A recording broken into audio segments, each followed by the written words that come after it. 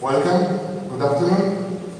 So, this afternoon we have the pleasure to have with us Luca, a dear friend from Italy. And we are going to present his research, TripsCommunity, which is a OTA, alternative OTA, based on blockchain and alternative currencies. Yeah, two, yeah. Okay, so presenting, and we have a few sponsors to this event, of course, from Monitor, and your pricing. I think they are not here at the moment, but they are going to arrive very soon. So, okay. Yeah, there you go.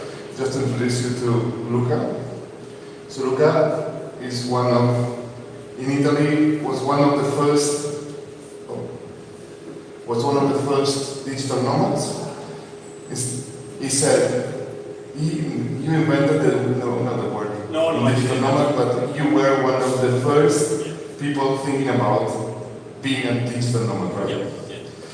And he thought the business around Airbnb way before the launch of Airbnb that was in 2001. 2009. Yeah. So he was a property manager. He was managing how many properties in Venice? About 150, something like this. Yeah, with the first project we had like 5,000 properties as a Okay. portal, and in Venice, no, not so many, maybe 150 or something. Yeah. Okay. So I don't want to. Yeah, don't worry about that. Yeah. So now he's in a tour in Europe presenting his project, and Barcelona, I think, as is the capital of vacation rental in Europe, is now here to present his creature. So, Luca. All right. Hello, everyone.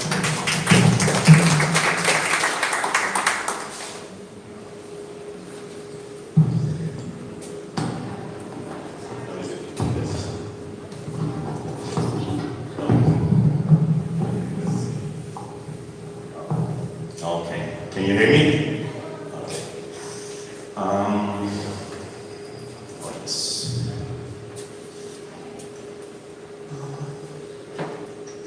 So I'm not going to tell you the whole story. It's long and it's happy at the beginning, and it gets sad when Airbnb comes. Because for many years, from 2001 to 2009, I had a very nice life because I could work online and travel the world. That was the idea. It was a lifestyle business. But then Airbnb came on the market, Booking.com came to the market, and they kind of destroyed my lifestyle business. And I had to find a way to survive. I opened a startup. I started doing vacation rental distribution, basically taking care of bookings for property managers. And that was that's why I ended up in Sofia, in Bulgaria, because I got money there. And then in 2016, I said, okay, I got like already 15 years of experience. I'm going to share this with people, and I built a training website. Now, those years were very hard because I started from a very easy position. I just launched a website, and people will come in and upload their properties and get bookings, just like Airbnb. And then I had to go to the other side of the equation, which is much harder. And this is the side we all are now. We all are doing property management or hosting or doing software on top of this, in this business. And around 2016, I was in a big crisis because I realized I was helping people to get bookings, for instance, or helping people to improve their business into this market. At the same time, I felt like I was teaching people how to get, to improve their work, but not to make money, but to have the portals making more money, right? So the better we work, the more money they make, in a way. And they kind of have a control on how much we can earn, because the money flow starts from the guest put the money, the OTAs collect the money, most of it, and then they release what's left of it. And they kind of have control on the cash flow. And so I didn't like what I was doing anymore. And then in 2017, I had this sysadmin telling me about Ethereum. How many of you know what Ethereum is? Have you heard about it? Just a few. It's just like a Bitcoin, but it's another cryptocurrency, and it's more, it allows you to do programming, let's say. Let's keep it very simple, right? And when he told me that, I said, okay, then I can do the Airbnb decentralized. It means Airbnb which does not belong to a company, but belongs to the people who use it, right?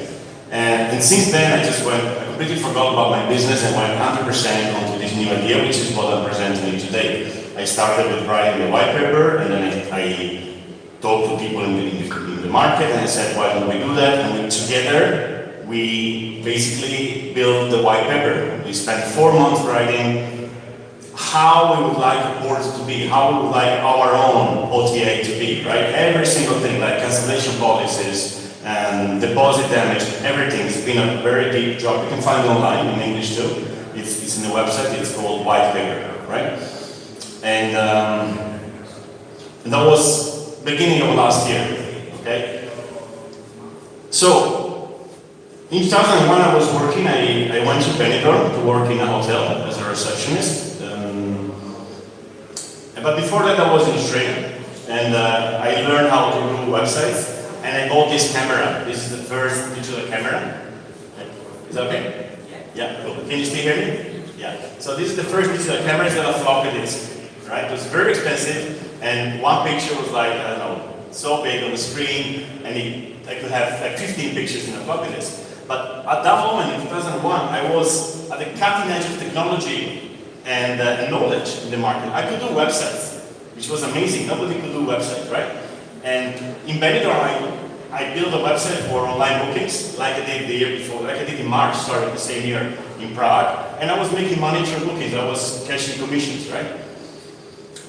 And then I got to, when the season ended, I drove back to Italy and I stopped in Barcelona, and I said, let's do this in Barcelona. It's a big city. There's going to be many apartments, and I couldn't find any, zero. So probably there was something, but I was too early with too advanced technology in a market which wasn't ready. It seems funny now, but at the time it was like going around and saying, I'm going to do a website for online bookings. People would say, who's going to book online? Who's going to put a credit card number online? That was like difficult to tell to people, right?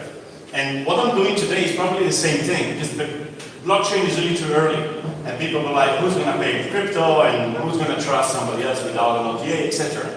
So we may be here too early, but as in 2001, this is something which is going to come. So if in 2001 you in Barcelona would have started something with location rentals, you would have a lot of, advance the competition. That means it's a big, big opportunity. Now, I cannot guarantee you that the blockchain is going to be as big as the internet, but you're going to stay here an hour and listen to me.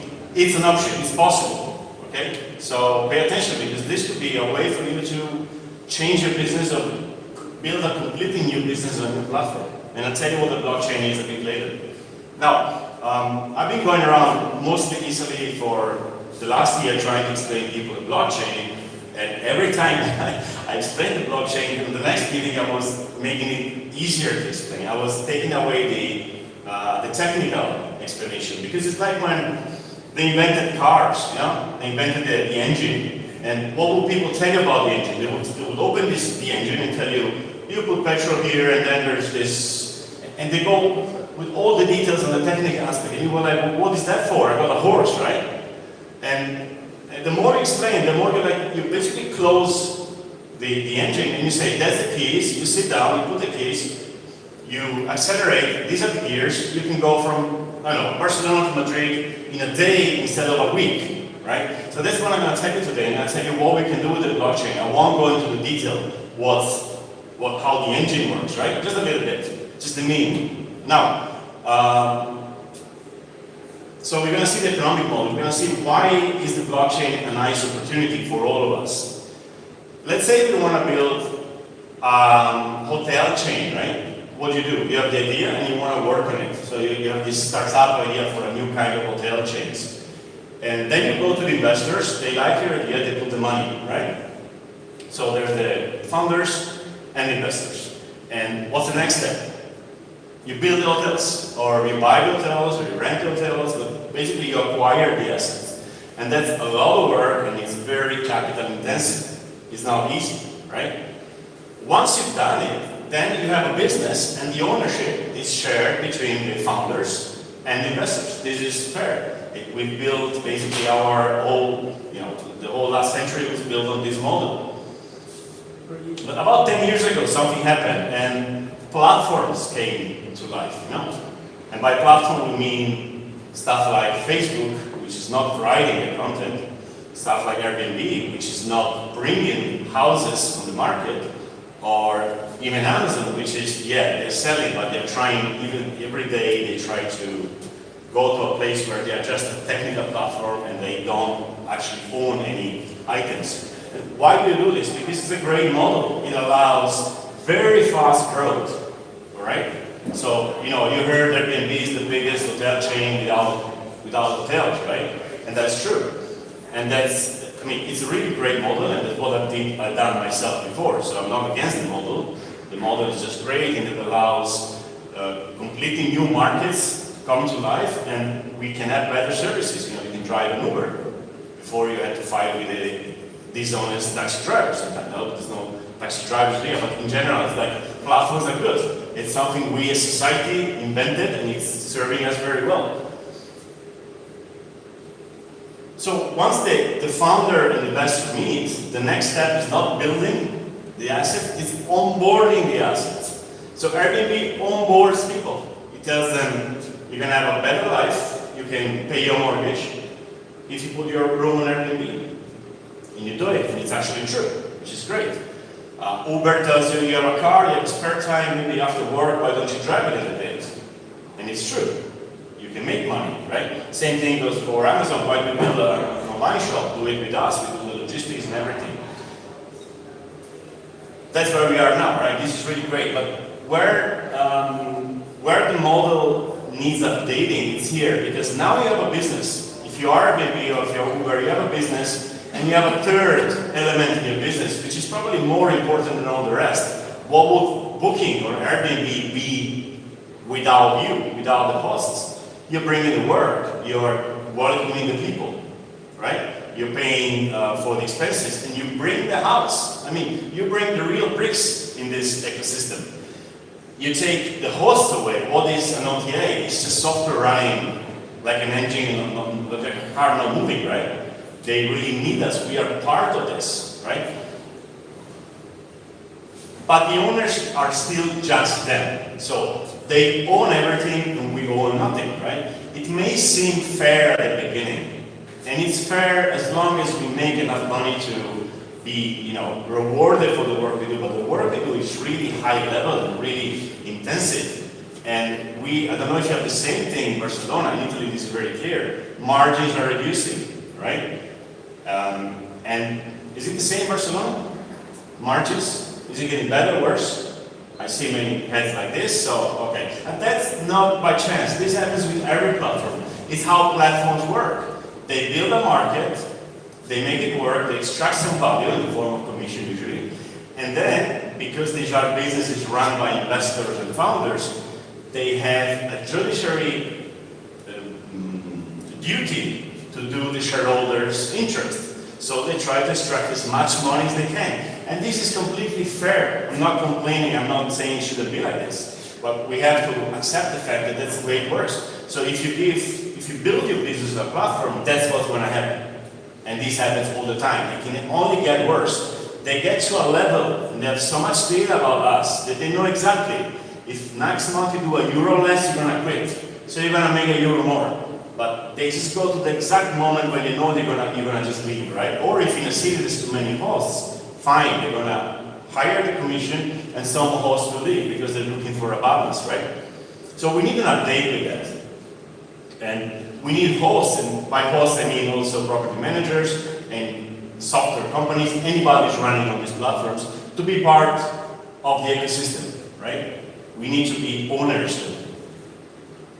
And that's where Trips comes in as a model. In the model we are proposing is like, most of the ownership of the platform is with the hosts, okay? Some with investors, some with the founders, of course, and some with the services, like companies run services, and also the guests. Why not? The guests are bringing the whole money in, right, at the end of the day. Once the investors' money is finished, the whole money flow comes from guests. So to have aligned interest, we need to be owners of this, right? It may seem one of these, stupid ideas of somebody dreams out something and comes to tell you, let's do it like this, but this is actually not my idea. This is also Airbnb's idea. I don't know how many of you have heard about this news. This is a few months old.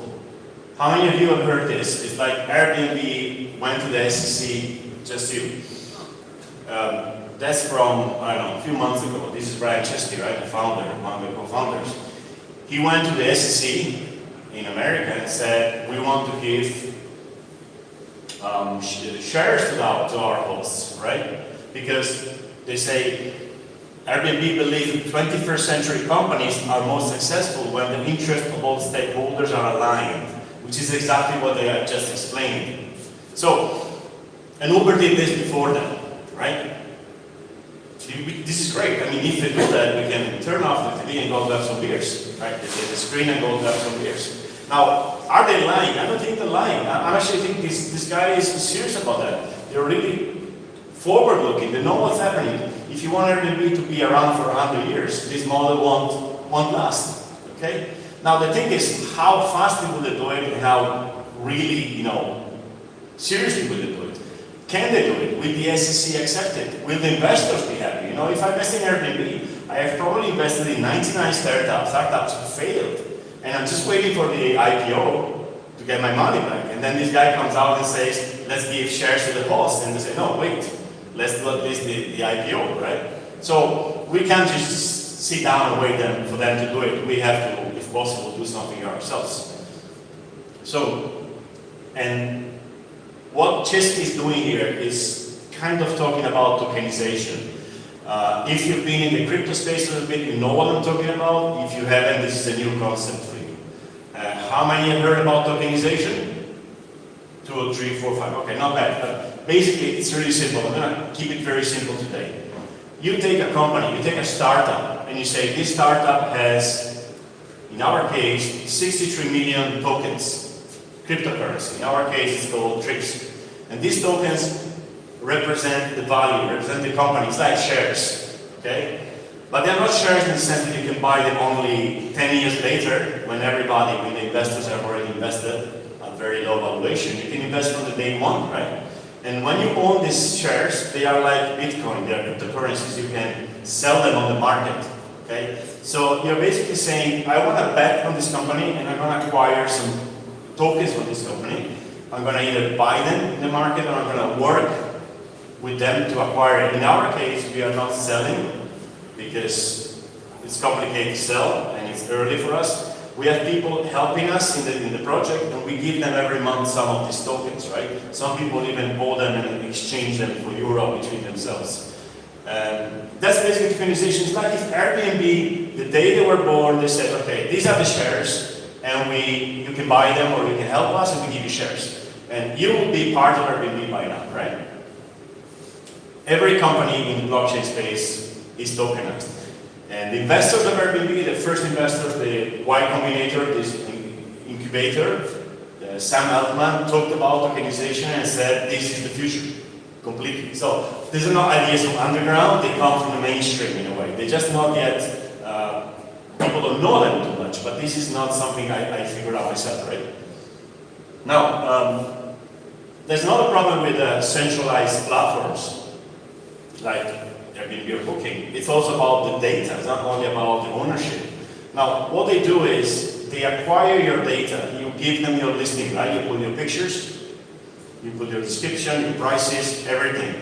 And they put it in a silos, right? And then they charge people for access. So if I want to book a hotel or a room in Airbnb or Booking, I go to them and then they charge me. I mean, it's clearer because they charge a commission to the guest, but it's the same at the end of the day, right? The money is always from the guest.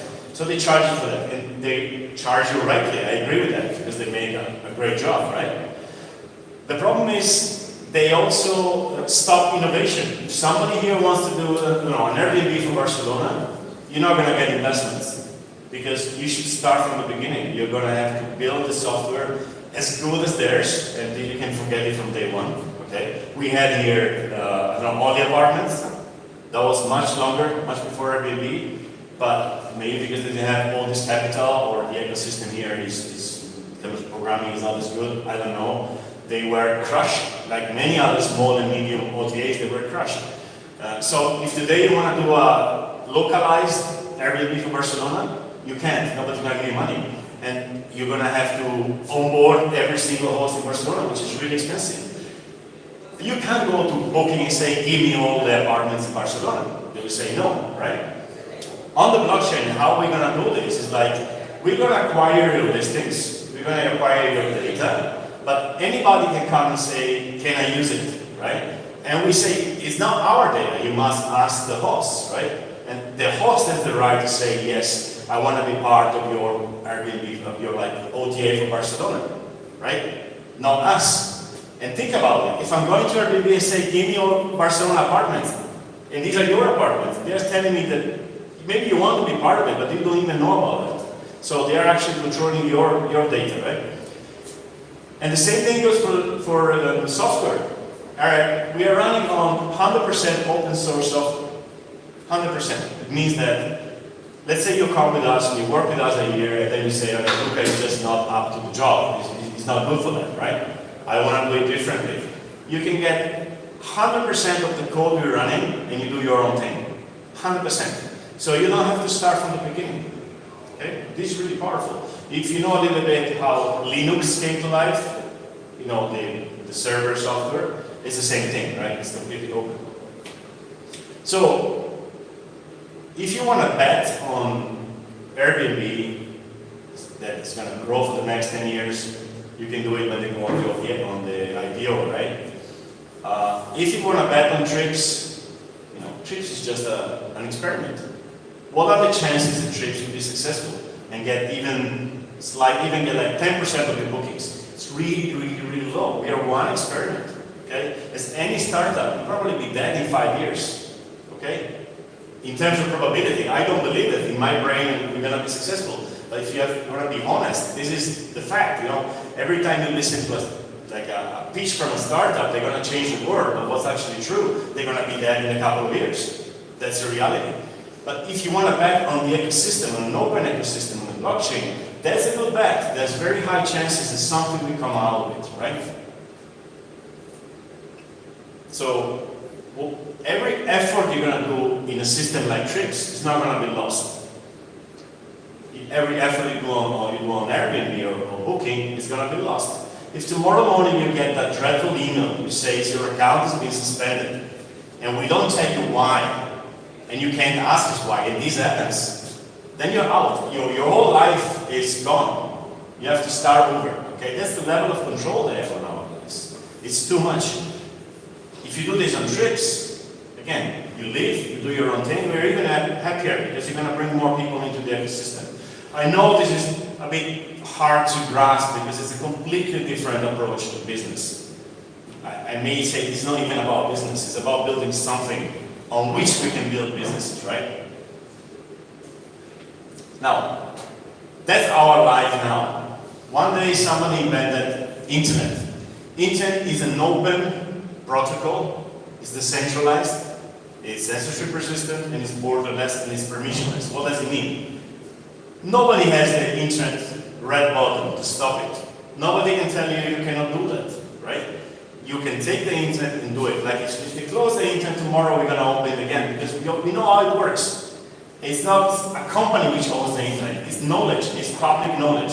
We discovered a way to move information freely, right? And we're going to replicate it all the time. No problem with that. So on the internet, there are the OTAs, and on the OTAs there are guests, property managers, you know, software services, etc. That's today. Now, that's where the blockchain goes. So today I'm presenting you two things. Trips and the blockchain. Two completely different things. Trips is an OTA built on the blockchain. The blockchain is the interesting thing here. Now, the blockchain runs on the internet, and I'll tell you later what it does. And the OTAs will run on the blockchain. And why is the OTA smaller here? Is this a mistake? No. The blockchain allows OTAs to be smaller, to have a smaller impact on our ecosystem, right? And then there's the users who are building, they are building and using the OTAs, probably not even knowing that the blockchain is below this, okay? And why is it smaller? Because the blockchain is able to deal with trust. This is going to be very hard to explain, but basically, let me make an example with Airbnb. I use Airbnb because I send the money to Airbnb, I go to the apartment is fine, the money goes to the host.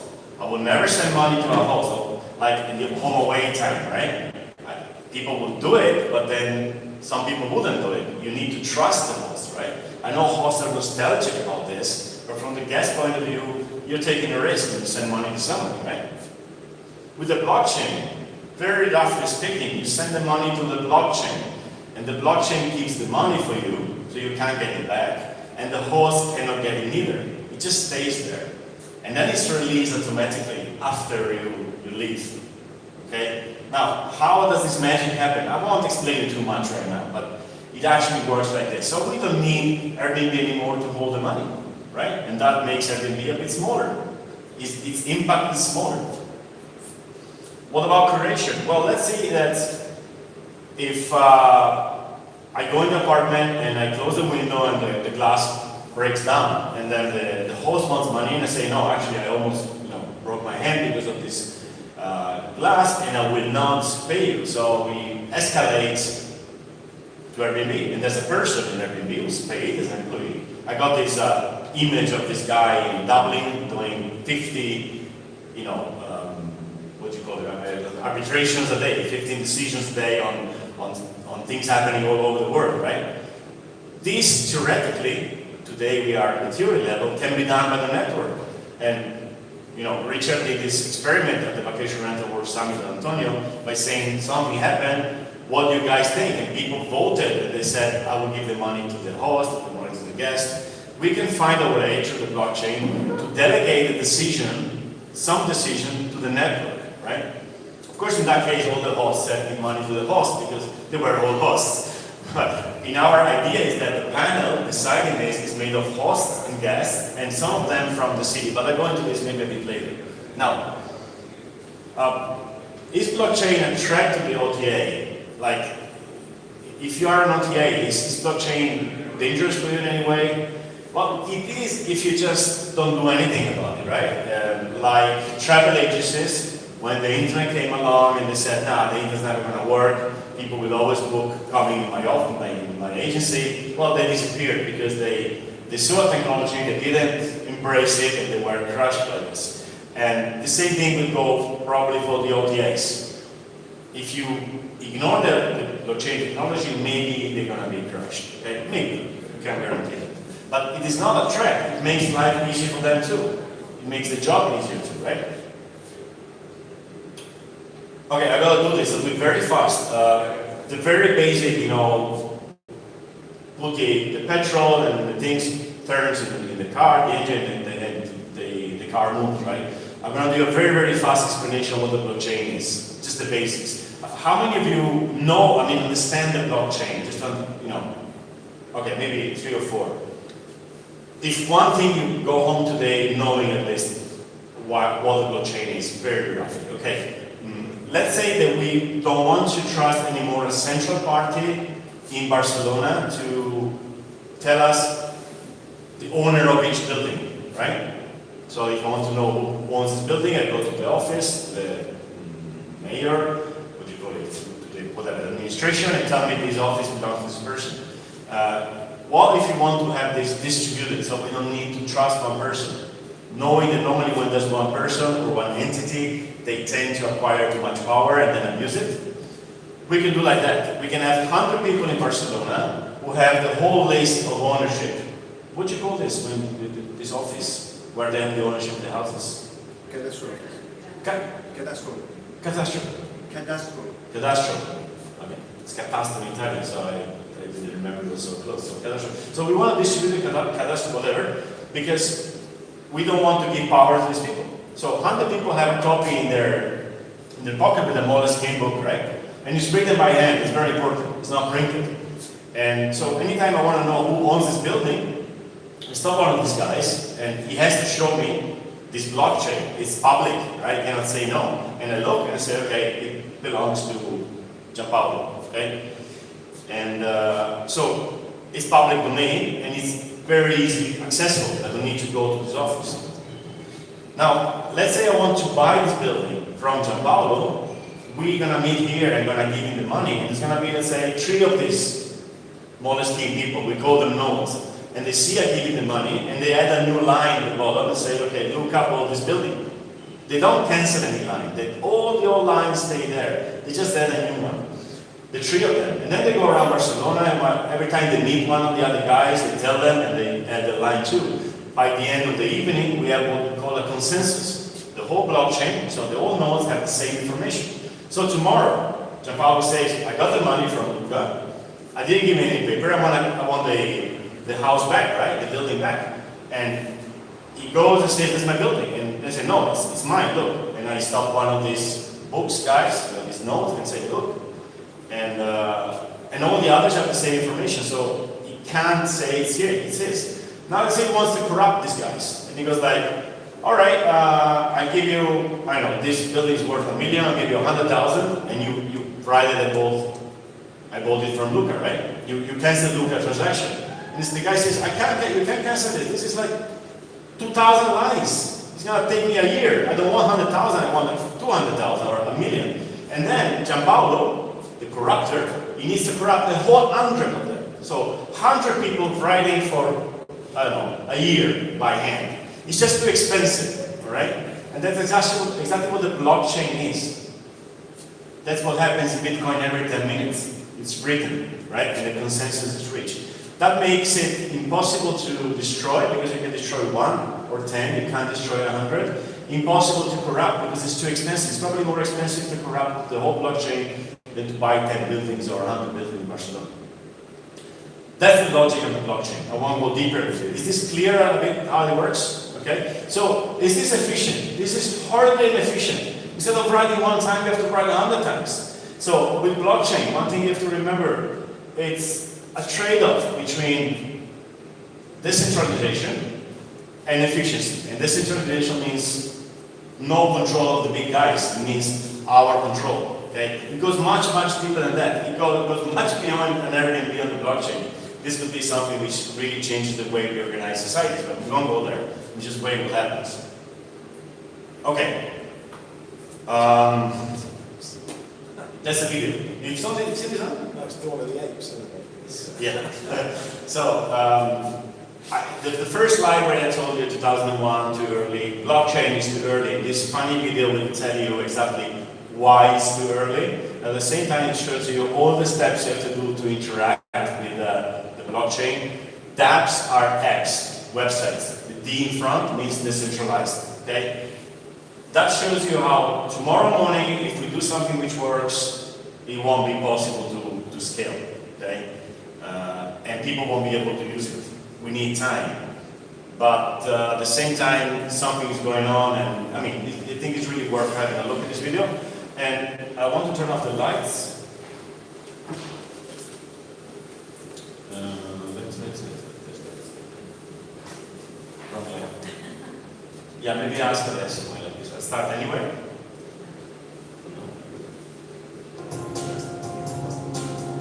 Thanks.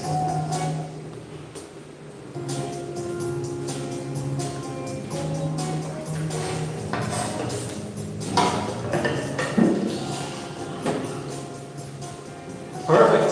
I am dying out here. How much? $1 worth of lemon coins, which is approximately 1,000 lemon coins. Whoa. Get that centralized currency out of my face.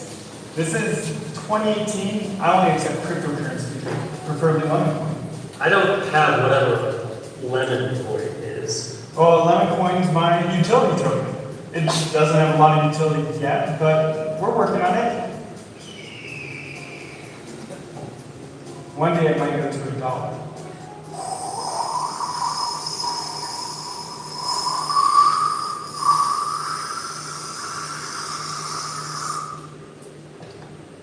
Cool. I don't have lemon coin. Fine. I'll also take Bitcoin or Doge. I'm sorry, buddy. I'll come back for you someday. What? You need like 200 of those. How much is one Doge even worth? One Doge always equals one Doge. Okay, fine. How do I get lemon coin? Why is this so difficult? I can sense your frustration. Think about it. It's the future of business. A trustless system without third parties. So to get lemon coin, I just need you to create an account in this third-party exchange. I'm going to need your passport, bank info, social security number, and a selfie with today's date. I thought you said this was a trustless system. It is as soon as the exchange trusts you. You can trust us. We are the #1 crypto exchange, Krashimia. I don't think that's a real company. Look, you can make this an easy transaction if you just follow the protocol. Okay?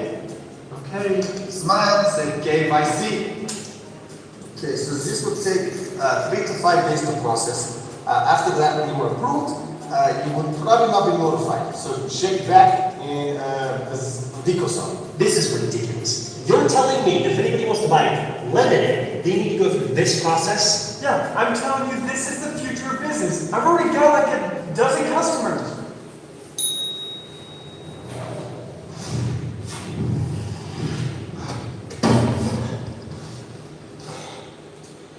Lemonade.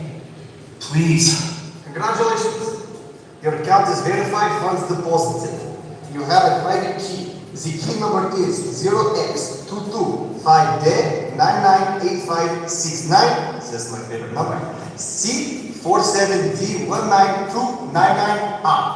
Now, if you forget this private code, do not worry, you have a mnemonic phrase. The mnemonic phrase is Magna, Valentine, Mais, Jadot, swearing, ubiquitous, nudist.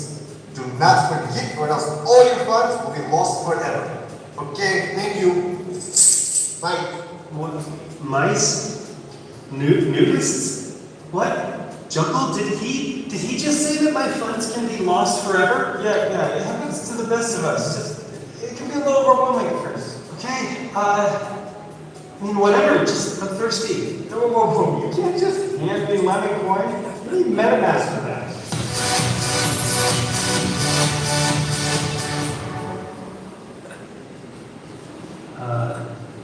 Hand the coins.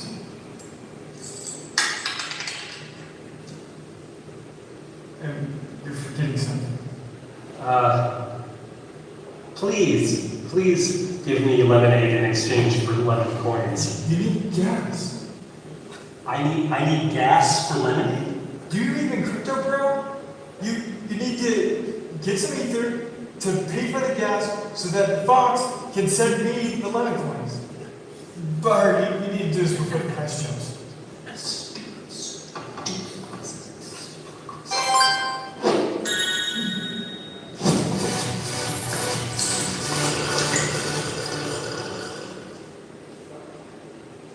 Can I just have my lemonade now? Right.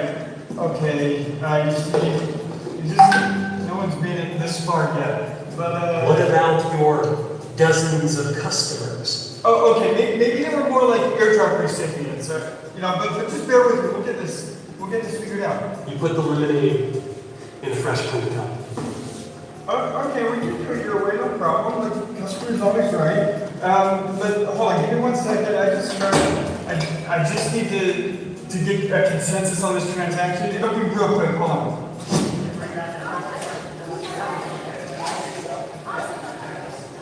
Okay, I've got 4 of 9 confirmations. Yeah, it looks like this transaction is validated. Yeah, we're gonna end up fixing Q1 of next year.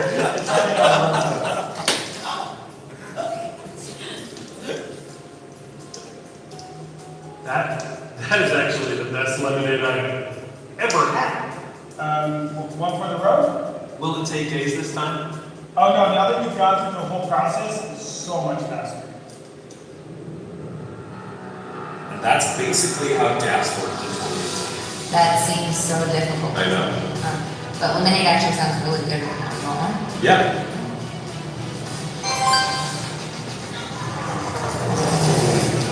limit.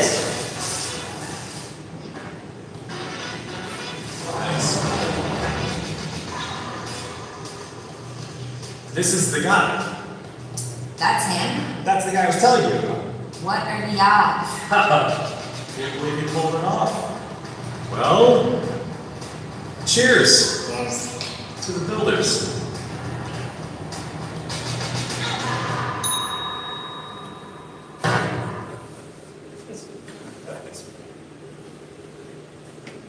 Okay. Have the light on again? Yeah, thanks. Yeah, I lost the last sentence. It was like the Finnish separate, but then it gets better. But we've seen this happening already with the internet. Or the first emails were sent by programmers who had to download and combine code, which is impossible to send an email. And today, grandmothers can do it with the iPad, right? So that's how technology works. It starts very difficult. It looks impossible. There's a lot of hype. Like there was a big hype last year and 2018 on the blockchain. Then people say it's too hard and they forget about it, and then it happens when they don't even realize it happened. Same thing happened with the internet, right? So this video is telling us, yeah, it's really shitty right now, and whatever we're gonna do is gonna be a very bad experience and expensive and slow, but we're gonna get there. And what you should focus on is the opportunity, because if you are a year early, then you have many opportunities, right? Now, we have done something. We have built a Dapp, right? Which is horrible compared to the OTAs. It's kind of lemon stuff. I won't even ask you to try to use it because you're gonna get lost. Actually, we're gonna try to have people use it for booking, just people who have experience with crypto, right? Otherwise they go crazy. And here I say 20%, it could be 2%. We don't know, but we're really way behind them, right? Now, let me introduce you Origin Protocol. This is a company in California who is building the protocols for the blockchain for the sharing economy. So they're building the software on which you build other software to do the OTAs, okay? And they got about $38 million in investments, and there's really very good engineers, right? Just to show you, this guy with the PayPal logo on top is a PayPal founder. He was actually there before Elon Musk. He actually welcomed Elon Musk on his desk. And then he sold PayPal, and he went to work for a new startup, which was doing videos. He was the first employee at YouTube, right? His name is Yu Pan. And these other two guys are, like, the guy with the white shirt is the third project manager at YouTube. His name is Matt. And then the guy on the left is a French guy. Frank was CTO of Dropbox, right? So what I want to say is that the people who build the internet, who know it, the people who know how to build the internet, they are working on the blockchain. So that should give you a hint that there's some serious development going on, right? And we're building on top of that, right?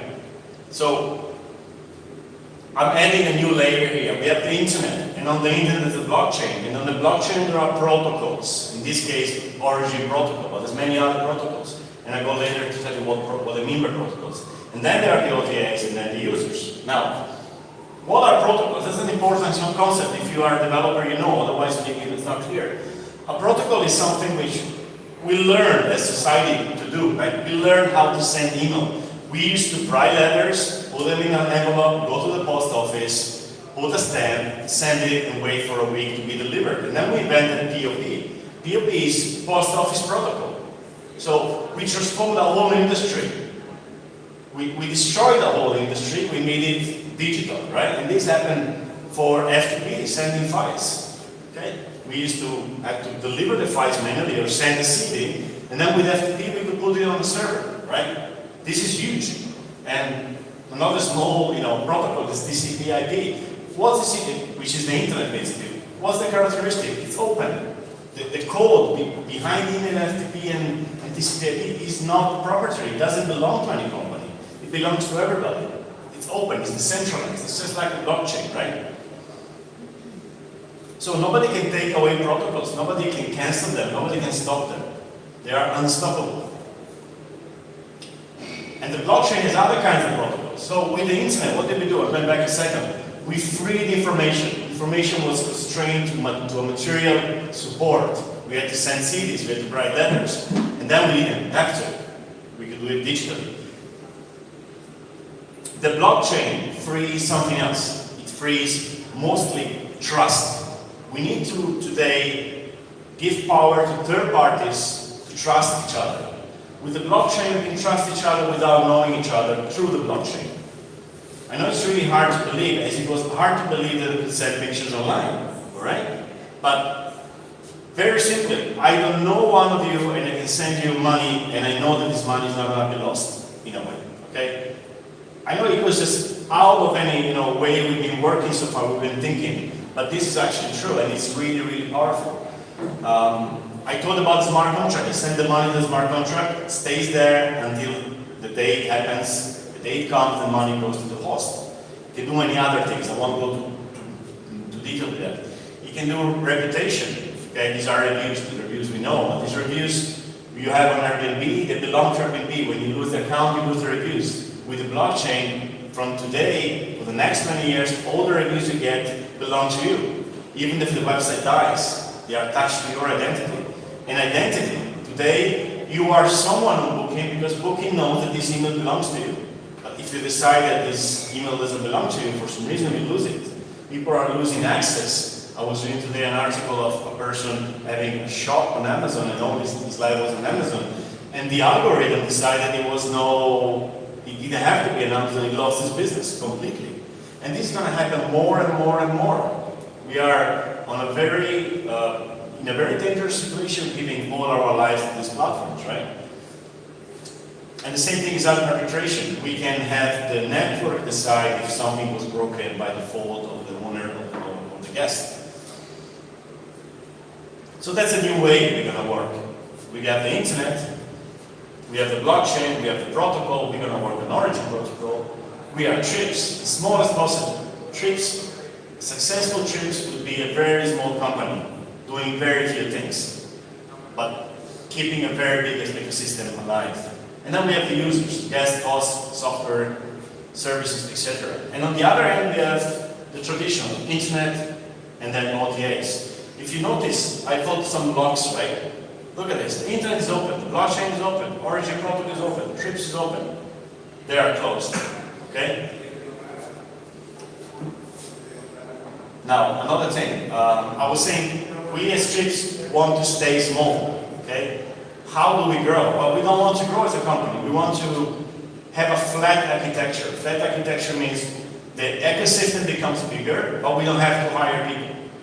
Like, we have 100 apartments, and then we have 1,000. We don't have to hire people for arbitration because the network is going to do it, right? In Trips, we do approval of listings. You put your listing, and if it's not well done, we will refuse it. Okay? It sounds like censorship, but it's done by the network itself. We have people today in Trips who are receiving apartments that look at them and say, look, these pictures are not very nice, why don't you do them again? We want to have nice pictures. There's two people doing it. We're very small right now, right? But there's two people doing it, and one person I never met in my life. And it's not me deciding if your apartment gets in or not, right? So if we need more to manage more apartments, we're going to have not 2, but 20 people in the network doing that. And we don't pay these people because we don't make money out of it, okay? They make money, they get Trips, so they get a part of the company. You may have noticed when Airbnb kept growing that at a certain point, the quality of the service, of the customer service went down. Did you have this feeling? Yeah? No, yes, no? Yes. Yeah, okay. Well, that's because scalability is hard. If you hire people, you have to hire more and more people. You don't have time to train them, right? And then the quality goes down. We are betting on higher scalability because we don't need to train people. They are trained by the network itself. Google does this a lot. Google doesn't have a phone number unless you have a paid service. So your Gmail or Google Docs accounts don't give a phone number to call. Where do you go? You go to some forum, and these are Google users doing it. So again, I'm not inventing anything. I'm just showing a direction, and I don't know exactly how to implement it. But that's the idea. And network curation is exactly that. Who decides if a listing gets in. Do you have a problem with illegal listings in Barcelona? You have, right? So, will Trips accept illegal listings? I don't know. You choose. In Barcelona, the people who will take care of Trips, the majority of people running Trips in Barcelona, will take a decision at the beginning and say, we don't want illegal listings. And if you have illegal listings, it won't be accepted. And this decision is not on me, it's on you, right? So that's natural creation. Now, back to Trips. Again, Trips is just one experiment on a big ecosystem which is coming up, right? We've done a bit of crowdfunding, so we raise money internally. By internally, I mean people working with the project. So not people hired by us, but just people who are spending time with us. We started building inventory in February. We have like maybe 35 apartments right now. We're going very, very slow. We just opened a company last week in Estonia because it's a blockchain-friendly country. And just a really quick thing. You've heard about crypto, you heard about blockchain. The moment this becomes serious, it's gonna get like a lot of pushback from centralized companies and from governments, right? So we need to be in an ecosystem where the government is friendly with the blockchain. Then we started another round of money from the community, a bit bigger, like people around there, people who are not so involved but like the project, and somebody in this room invested a little bit. And the nice thing is that since this crowdfunding, I am traveling with money from the community. There's no external investors. There's no 10x guy. There's no somebody waiting behind the scenes, waiting for you to become a big startup and do an exit. You know, often when a startup gets acquired, the users are forgotten. There's all these early hires, right? Google buys a company just because they want to buy the engineers, and maybe you build a business on top of them, or you're using it for your business, and you're left completely abandoned, right? In our case, we are self-funded, and that means you are free. And then we're going to do a bigger crowdfunding, this real crowdfunding on a crowdfunding platform in the Q2 of 2019. And we're going to launch the Dapp in April. It's April already. I mean, it's launched already, but it's not public because we are afraid of the reaction. If you show you the Dapp today, if you start using it, you're going to have the same reaction the guy who wanted the lemonade, right? What is this thing? Why are you wasting my time, right? But we want to launch early because especially open source software needs to be challenged early. You can't just build and hope that it's perfect. It never gets perfect. And it needs to be into the wild as soon as possible. So we're going to launch it very soon. But we won't do a big launch. We're going to just try to launch it to people who know what the crypto is and can deal with the Fox. The Fox is simply a wallet, right? It's really actually easy once you've done it, but I won't go into that. I won't tell you it's easy. It's really hard. Don't touch it unless you are an expert. And it was funny because when I started, I said, okay, we have Dapp, upload your apartments. And one person out of 100 did it, and the others got angry. Why you are asking me to do this? Too difficult, right? And then I said, okay, we will do it for you if you want. We deal with the Fox for you. And people started saying, why do you want to do it for me? I want to do it myself. You know, they were afraid to lose control. So what we're doing now is we're not asking hosts to onboard themselves, we're asking them to give the apartment, we take care of it. But you're free to do it yourself, right? It's a completely open system. And then, in terms of investment, we're going to try to squeeze out as much money as we can from the community. Because if the money comes from the community, the platform is aligned. If one day we get to the VCs, then it's not aligned anymore, so we have to keep a balance. It's much better to be able to do a VC and say, look, we want to get your money, but on these conditions. And no, we're not going to sell it, we're not going to do an exit. The idea here is not for Trips to become big, it's for Trips to stay small. So why would investors put money? Well, the 38 million origin got from investors is on tokens. You know, the States, they are a bit ahead with this. So the investors bought tokens, hoping that the tokens will get value, right? I'm perfectly aware that I'm giving you many new concepts at the same time, and they're very hard to digest. Take this as a first, introduction to a very important ecosystem in the world in the future. Now, we have a few advisors here. One of them, you know, is Richard, is here with us. And the others are Italians. You probably know Antonio too. So I asked them to be advisor mostly because we have zero credibility, so we can get a bit of them, right? And it worked very well. And the idea was also to have access to these kind of people who can give us knowledge on fields we are not knowledgeable. But so far, for instance, I hadn't had the chance to ask Richard any help because we didn't reach the point where we need to do data integration, right? When we get there, you're going to get a call and we're going to ask you to access your expertise, right? And the same goes with the others.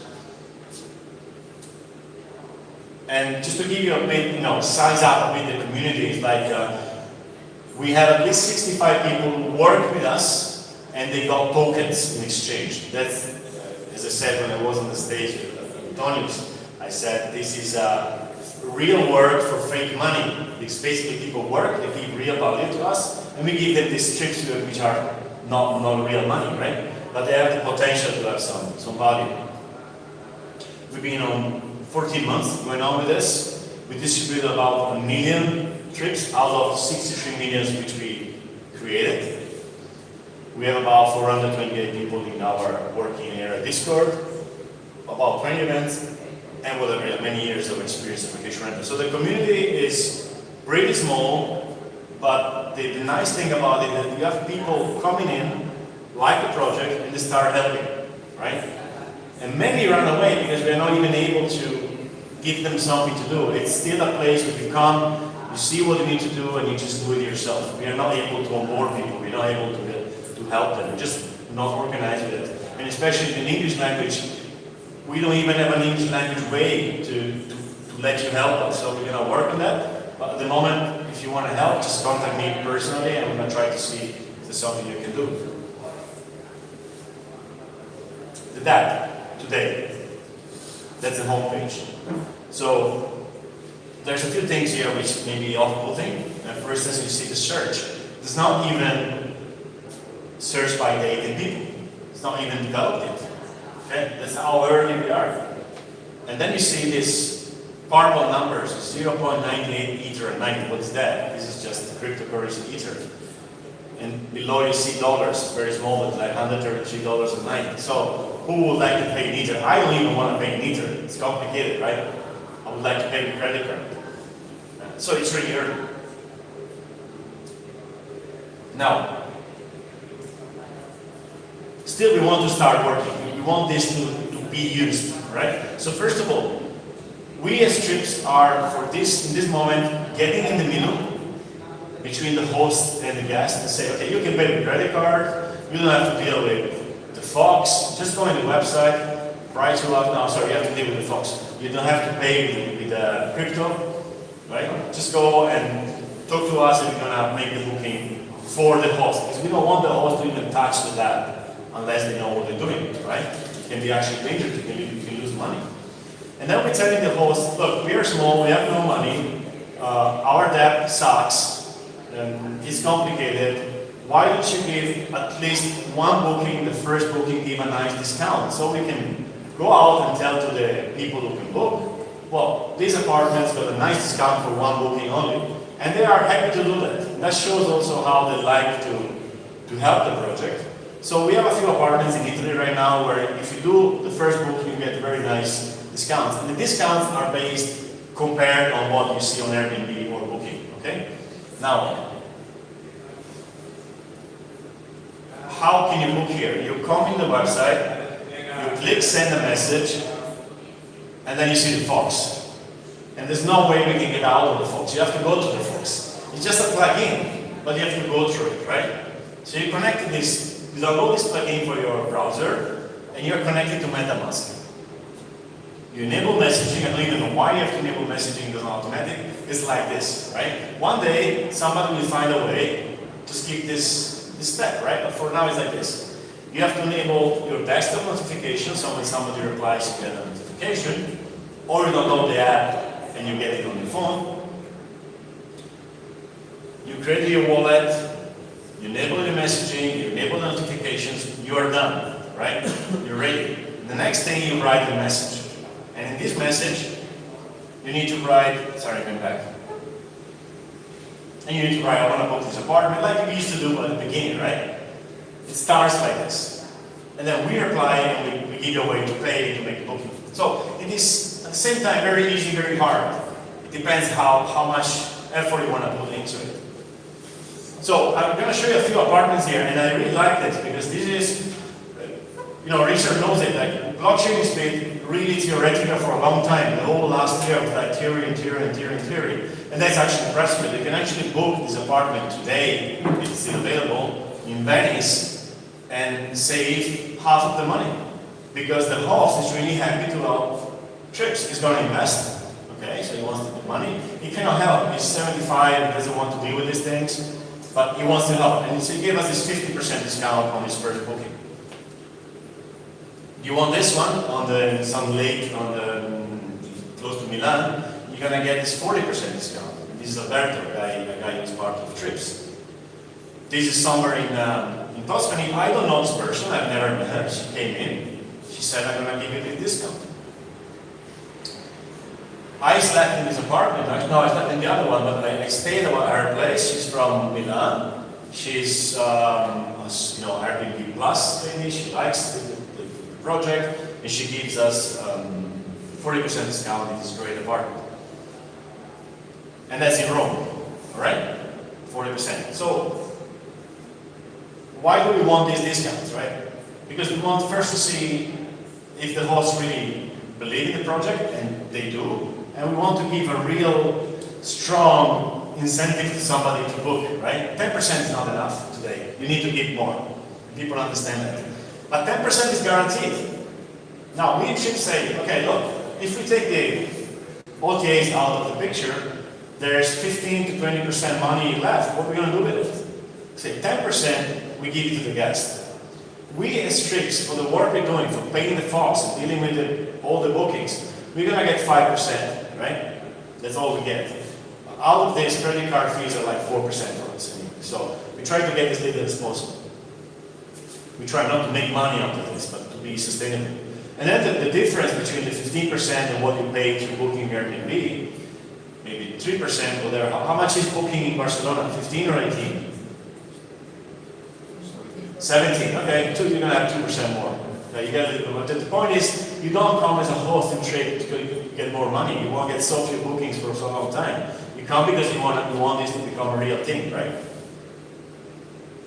Now, if you want to book one of these apartments, you should just join the newsletter, and in a few weeks you're going to get an email, and we say, okay, that is open, go deal with the folks, try not to get angry, and book, right?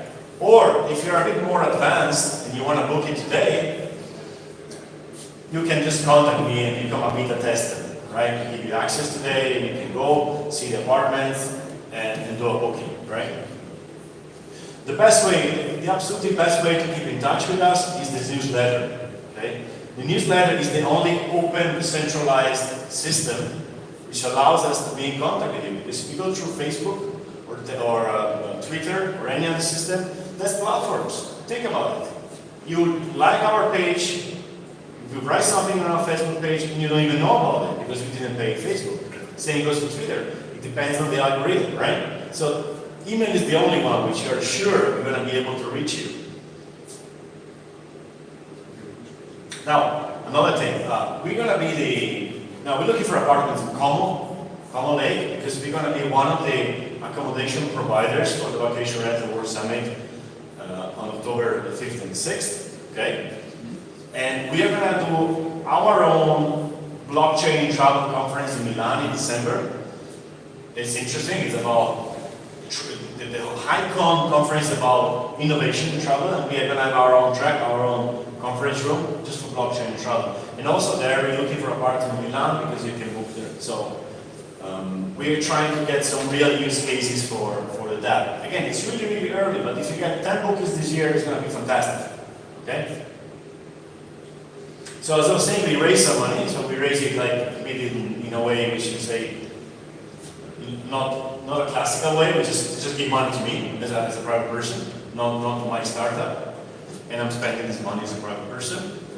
And then we're going to go to the real crowdfunding. So the real crowdfunding, if you like it, if you want to join, at the moment you can only go to the website and pledge some money. This is our own website.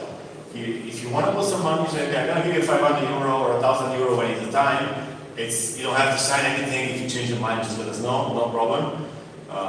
It's just pledge. It's a way for us to see how many people want to invest. This number was higher, but then we raised the money from the 23,500, and so it went down again. So we are below the 50,000 private sale. The crowdfunding is going to be 100,000 euro, but the first 50,000 is private. It means if you join into this first 50,000, you're going to have the guarantee that you can invest. If you're after the 50,000, it depends if somebody comes faster when we launch, right? So you can invest minimum 500, maximum 3,000 as a private person, and maximum 10,000 as a company.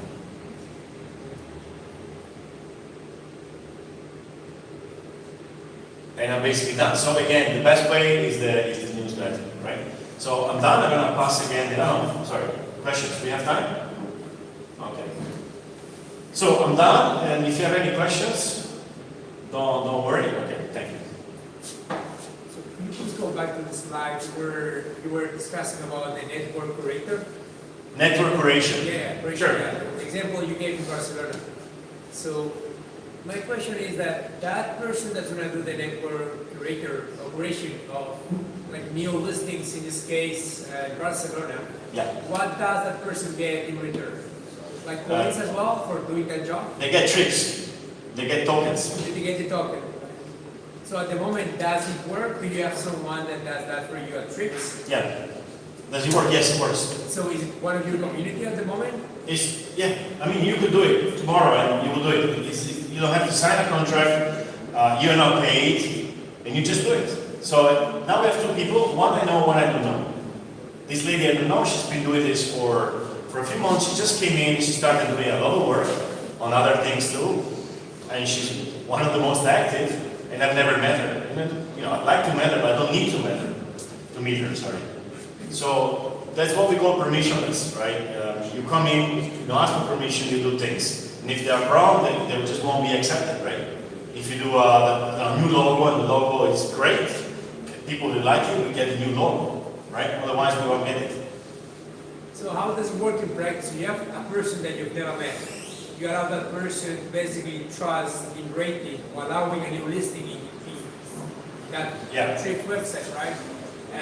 Is it someone else after checking that again and again and again? Okay, yeah, the question is very good, of course. What if this person is malign and just wants to destroy the business? What is it an Airbnb employee trying to destroy trips? I don't think it's happening, but we're at the beginning of this, so everything we do, we experiment. In this specific case, she refuses, and she writes back to the host and says, we prepare some text. It says, it's been refused because of these reasons. And we suggest you to improve this, not even for trips, even for your own listing in Airbnb or booking, right?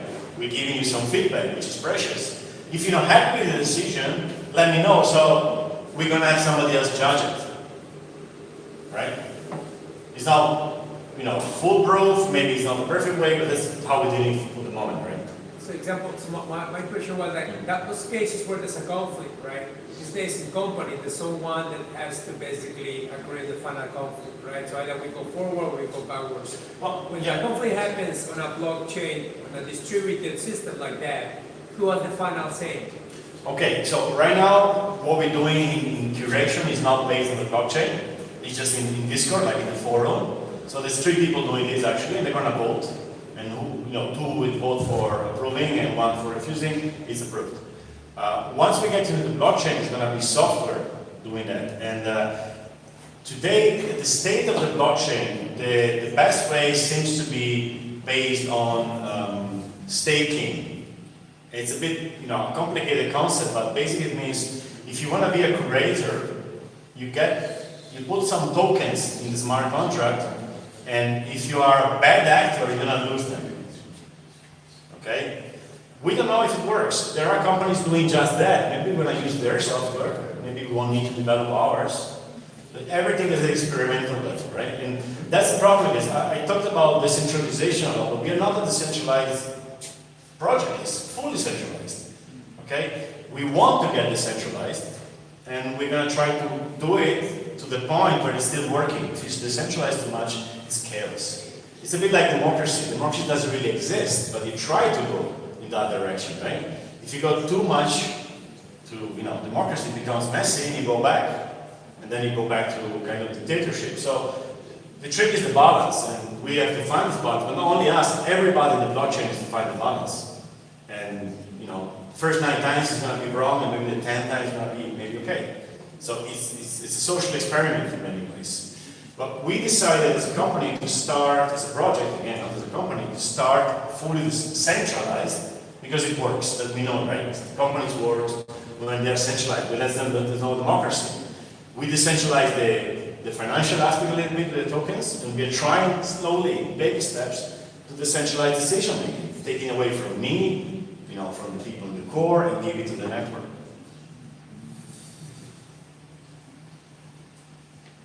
Yep. So the token you have is a utility token, right?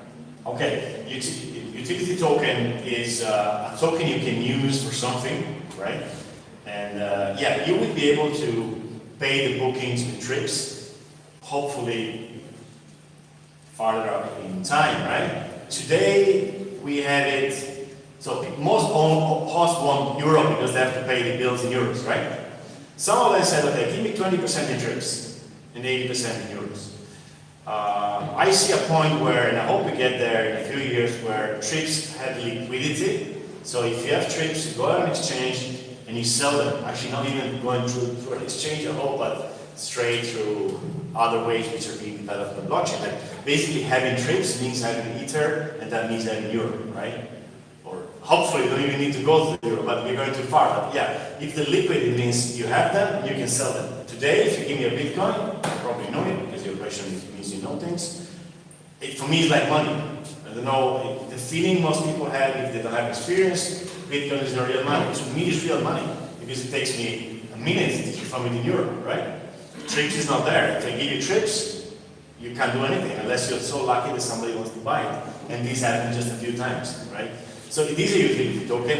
It's going to be a utility token. I don't push on this concept because it's for far down the line. But yeah.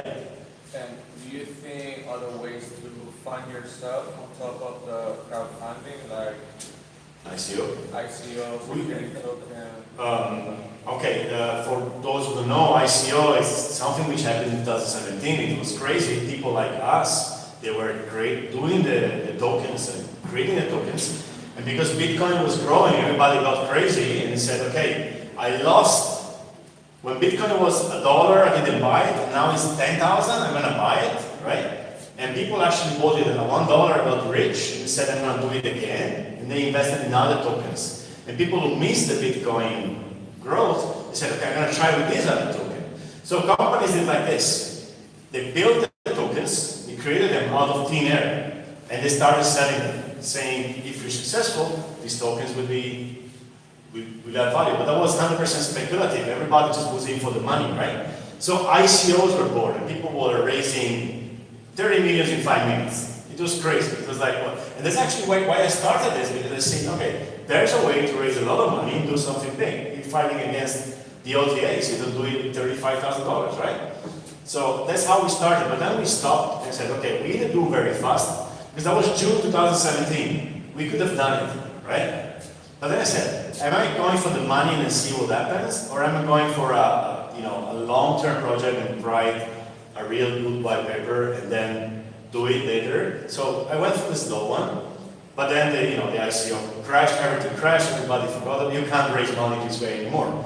Will we want to raise money with ICOs? That's a good question, and I'm changing my mind a little bit, because I'm telling to myself, if you could have raised $5 million from the ICO, right?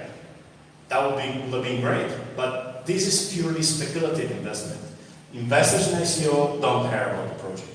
Even if the people get the money, they kind of say, yeah, there are people who want to use the utility token for future. No, I mean, I've done ICOs. You just want to put 100 and get 1,000. That's all you want. You don't care what's behind, right? So I'm wondering, if we do an ICO, or now there's different ways to do STO, or or now this IDO, exchange offerings.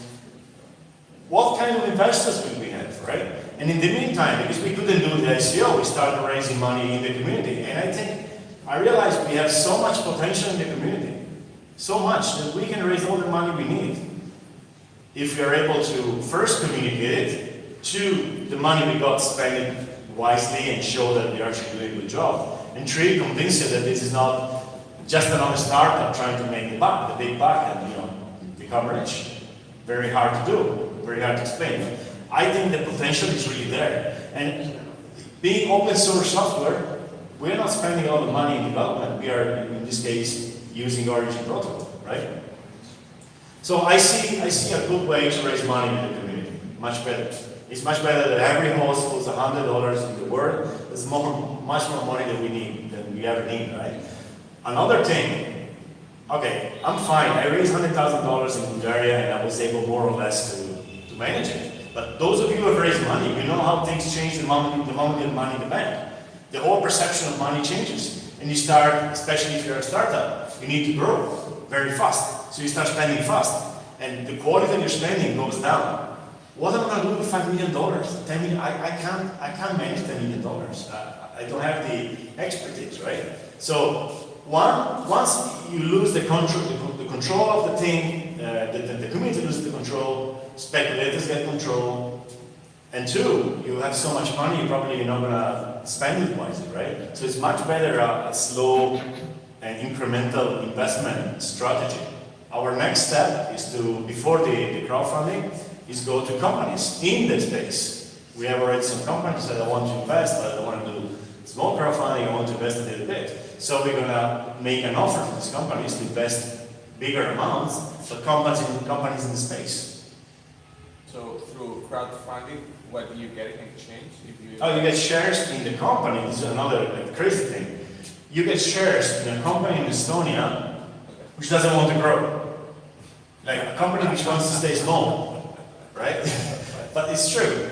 And so why are you investing if it doesn't want to grow? Well, the idea is not you're not investing because you want to make 10x. You're investing because you want this to happen, because you are in the market, right?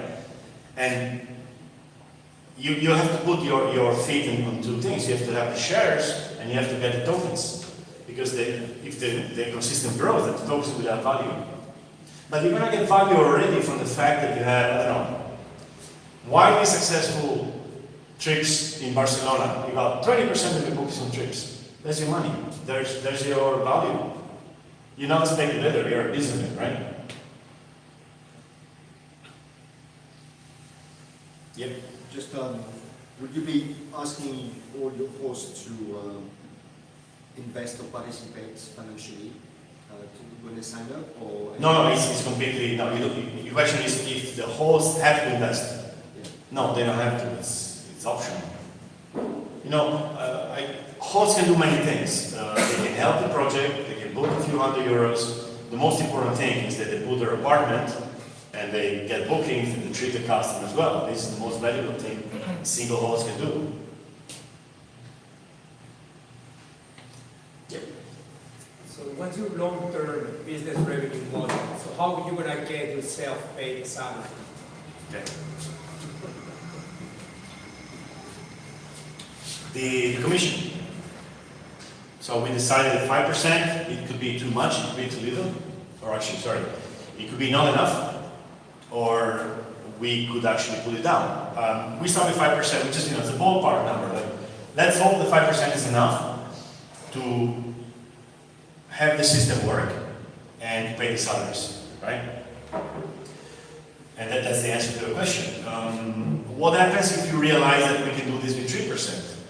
We go down 3%.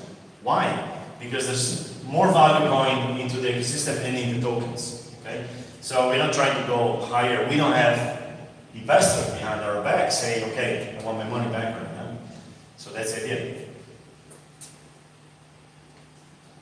And the 5% is a number which we found hosts don't really, if you ask 5 or 4 or 6 doesn't change too much.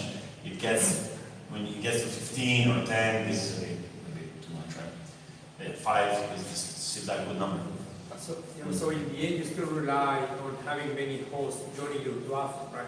So how hosts see an advantage of this platform versus Airbnb or the others? How do they see what, sorry? An advantage. So what's, from a host point of view, if I just have an apartment, I wanted to rent it to someone that makes me money and manages my apartment. Okay.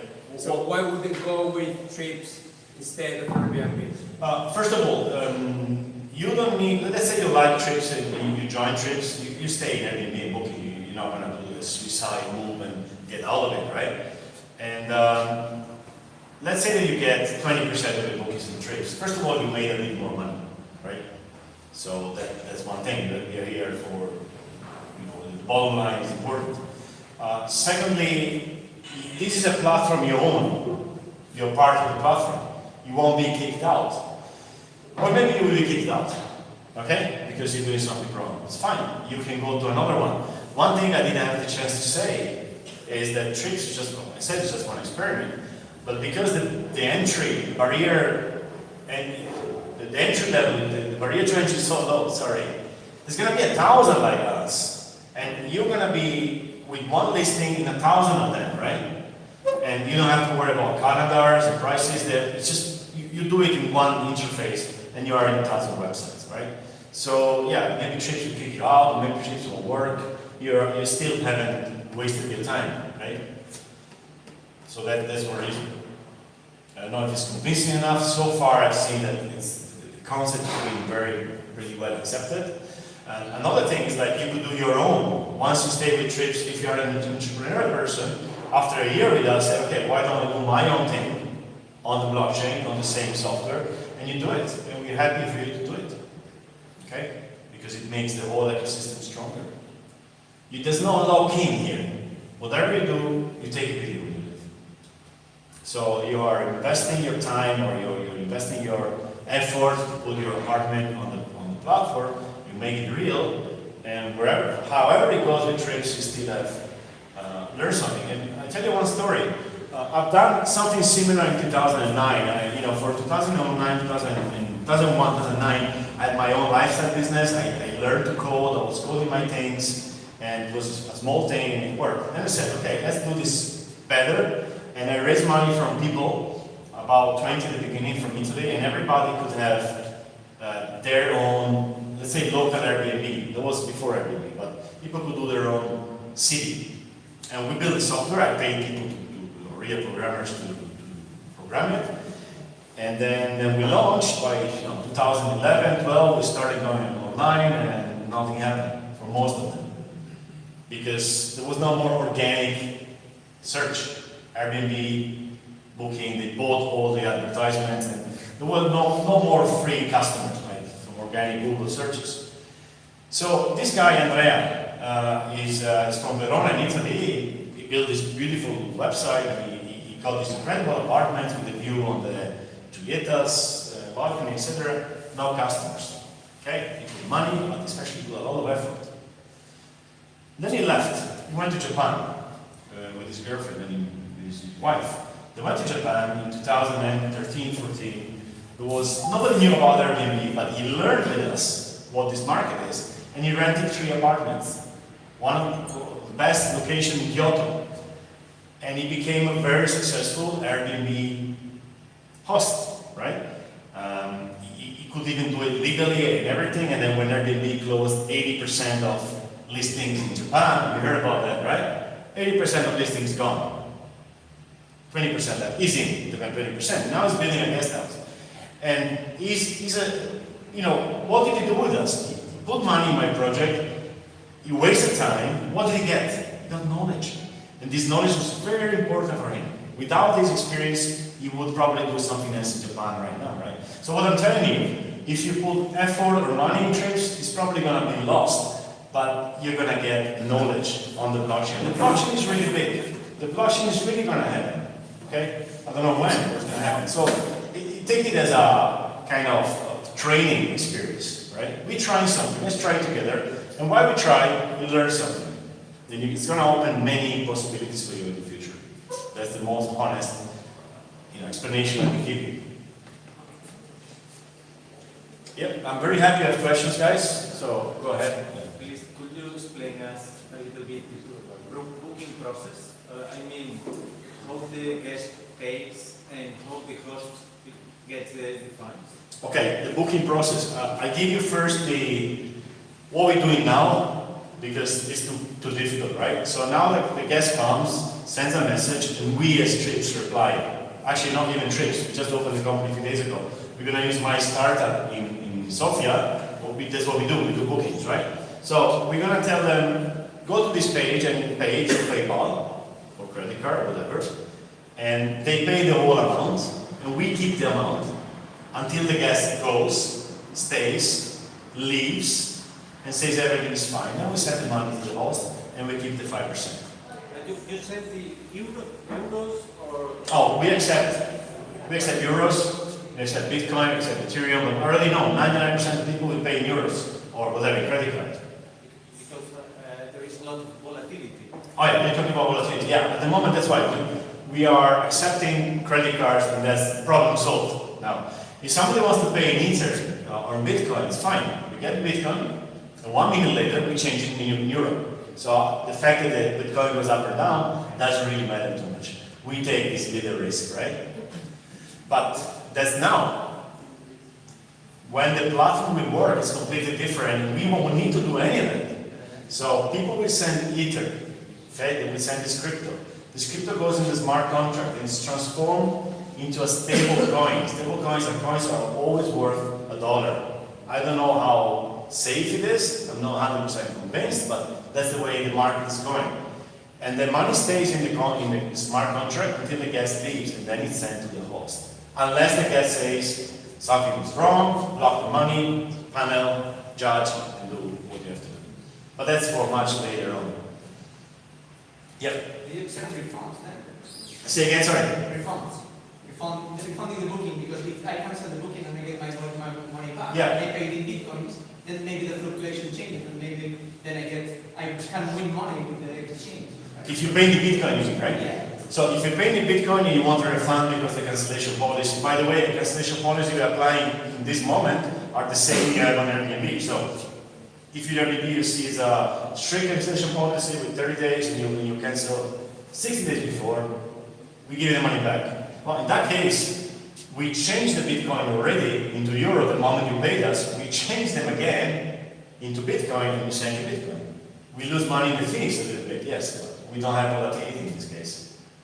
So, yeah, but if several days pass, maybe the exchange between Bitcoin and euro changed. it doesn't matter. Look, you send me some Bitcoin worth 500 euro, right? Now, a minute later, I sold the Bitcoin and I had 500 euro, right? When you get it back, I see what you mean, sorry. No, I'm not going to give you the exact amount of Bitcoin. I'm going to give you the Bitcoin worth 500 euro.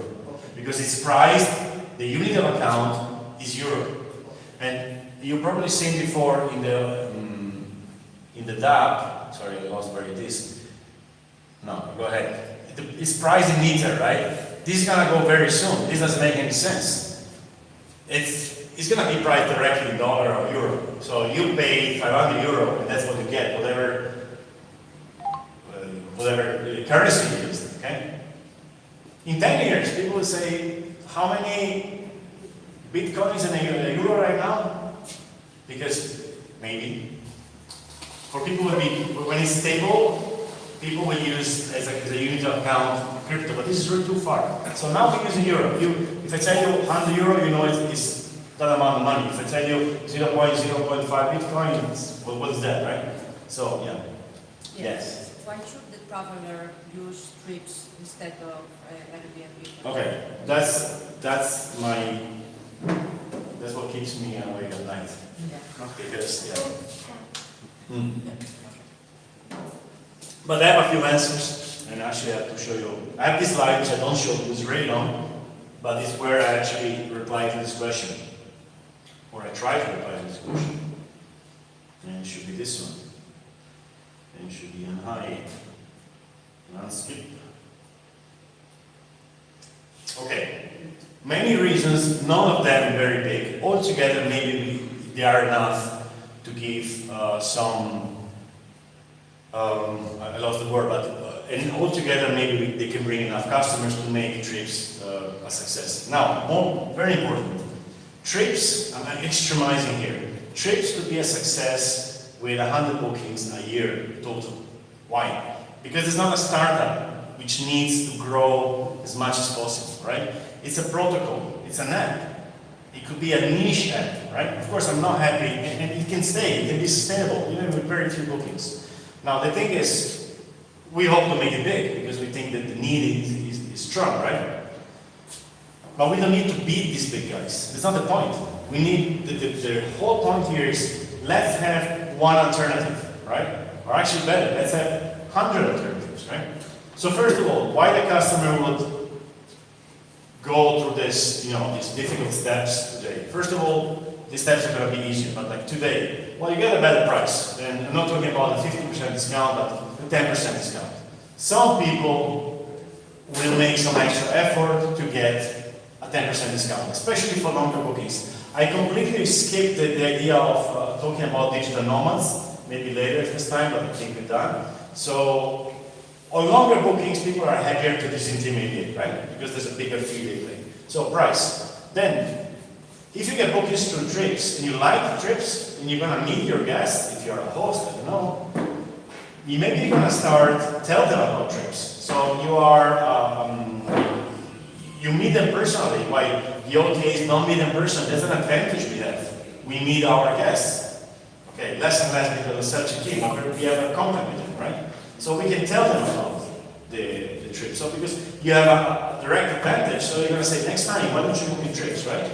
You're gonna get trips, the guy's gonna get trips, you're gonna get the money, the guy's gonna save money, right? Then some people, few now, this is growing, want to use cryptocurrency. So a very small part of the population just doesn't want to touch fiat anymore. This is a very funny thing happening when you get into crypto.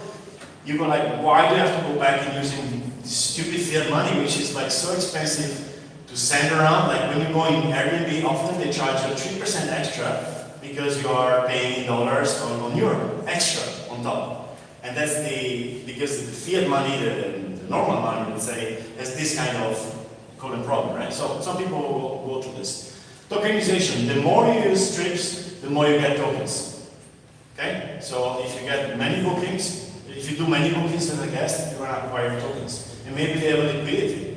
It's like points, but which can change for real money, right? Number 5, priority on availability is when you get to the point as a host that you really want to push trips because you see that it's much better for you. So you're going to say, give me a way to block, let's say the very high season. Sometimes there's parts of your calendar where you know you're going to have bookings. And this big commission you're leaving to the OTAs you feel them as wasted. Why am I paying all this money when I will get bookings anyway? Barcelona is full in those weeks, right? So you're going to say, trips, block these calendars on booking Airbnb, and I just want to have direct bookings through trips. Or even direct bookings to yourself. I mean, no problem. In the listing, in your listing in trips, you can put your link to your own homepage website or to Airbnb or Booking. We don't have any problem with that, right? We're not here for the commission. So you're going to try to push your customers, say, you want my apartment those days, you have to go through trips straight to me. Okay? Of course, marketing. I mean, that's not an answer to your question. That's not an answer to your question. Simplify this intermediation. It's like the guest wants to book directly. You have people who want to book directly. Not many, right? But you have some people calling you, like you were telling me, I want to book directly. And often you go like, I'm too busy, just go on booking, right? Because this intermediation is hard or expensive to set up. If you have trips and the commission is 5%, maybe you're going to say, I don't have time, just go on trips. But don't go on booking, go on trips. Okay, that's another reason. Origin Protocol Network. Origin is developing this protocol and many companies are building on it. Companies in the sharing economy space. Company doing like Uber, it's too early for that, but there's going to be a company doing like the Amazon. It's going to be thousands of companies. And every single customer who goes through one of these companies has already an account in Trips.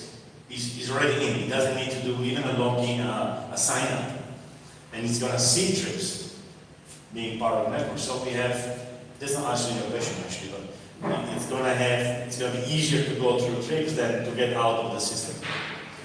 And then meta search and Google, not really sure about that because I talked to the guy last night from Munich and they were charging like 12-15% commission, so that's not feasible for us. But meta search is like when people search and go for the lower price, we're gonna pop up first because we have 10% guarantee. So that should give us visibility, but that doesn't answer the question either because that was why the guys were voted, right? So, yep. I have a question. Does everybody think the commissions are going to stay at 15, 17, 20%? No, they're not. Does everybody think the commission will go up or down? No, you mean ours? No, every Our audience, yeah. I bet 50% of this room already elevate their prices. Was that? I imagine 50% of the room already elevate their prices to Oh. MTAs. So at some point this gap is going to accelerate. I mean, the commissions will go up, right? That's a bit the nature of platforms. So, yeah. Google needs more money. Yeah. It's not a danger because we are analyzing the situation today and it's already pretty bad. It's going to just get worse. So we need an alternative. That's what I mean. Any other company developing this protocol as Trips? If you go on originprotocol.com, I mean competitions. there's at least 2 of them in Asia doing something very similar. In their case, they are an existing company who are trying to move onto the blockchain, their inventory. And yeah, but look, there's going to be, by the end of the year, there's going to be 50. I'm pretty sure, and it's fine. I mean, that's the whole idea, right? Trips will not be a success if we are the first and the only one. We need people, more people to come in and try.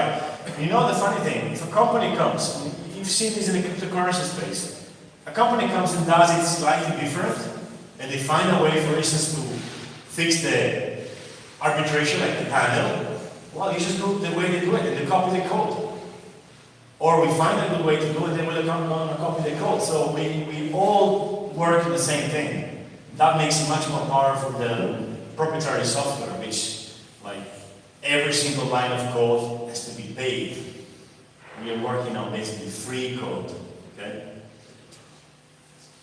Yep. Yeah, on the Origin protocol, is it being built by a private company and is it going to be open source? The Origin protocol? Yeah. Origin protocol is being built by a private company, but the code is open today. It's open from the first line. So if you go on GitHub, you have access to the whole protocol, to the whole everything. Okay. So it's going to be free forever? And Well, why are it's we- open source, so if you download it, you can't get it back. Right? Why are private companies building an open source protocol? Tokenization. Let's go back. You are developer or like expert Yeah, in technology company. great technology company. So open source movement. There's no discussion. It's easy to build. It's hard to monetize. And then Google comes in, or a big company comes, uses the open source software and makes money out of it. Right? There's always been a problem how to monetize this, and tokenization may be the answer. Like, imagine the people who built the SMTP protocol.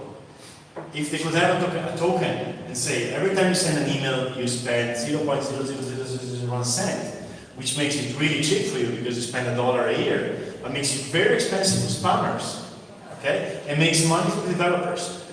What does it mean? It means the developers have money to develop it, and then you're not stuck anymore into this, like, yeah, I do it because it's free and I believe in it, but I need to leave, right? So that's an experiment too, okay? The tokenization. So they charge a little bit for each token?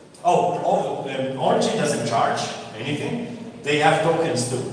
So the tokens they have, which they sold in their private sales, they are American, so they don't sell to people. They sell to investors. That's like because the law doesn't allow it.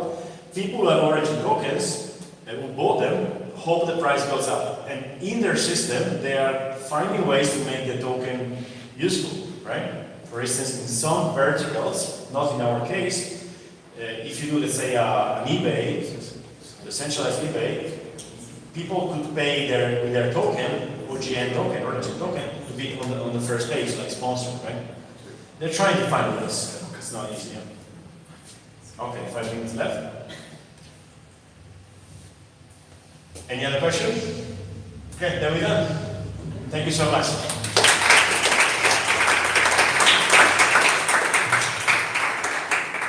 Let's be very short.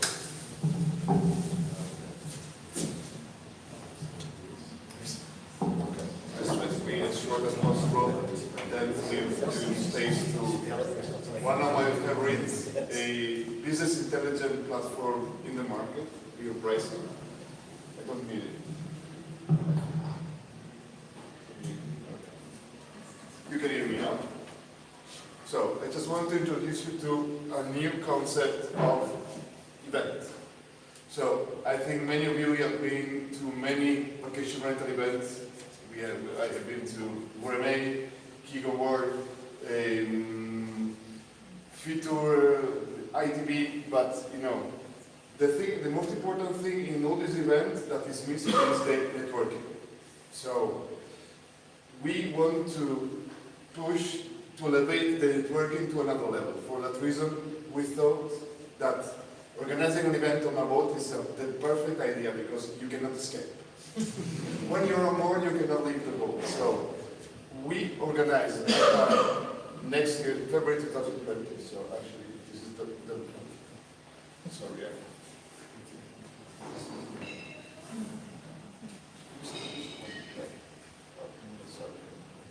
So we organize an event for February 2020 that will connect Barcelona to Rome. So two markets, very similar business rules, similar identities, similar necessities. So we consider that these two markets need to connect it. So we connect it to a ship. So we organize a trip, 2 days. It would be like, I think, a 2 or 3 days event, depends. We're still in the process. So it will be a unique event. So there will be place for 500 people, so it will be a kind of exclusive event.